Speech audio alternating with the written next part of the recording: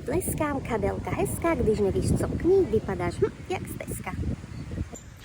Sú ľudia, ktorí zdieľajú každý jeden krok, ako niečo vytvorili, ako niečo prerobili, ako niečo dokázali v živote a posunuli sa ďalej. A niekedy vôbec ani nie je o tom, čo dosiahli, ale čakajú na potvrdenie, teda validáciu zvonka.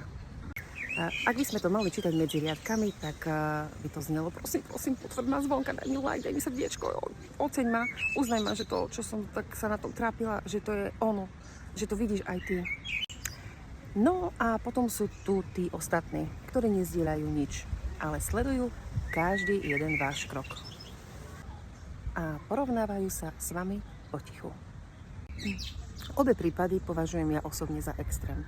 Jedni hľadajú potvrdenie v reakciách a tí druhí v porovnávaní. A obe sa často míňajú tej istej veci.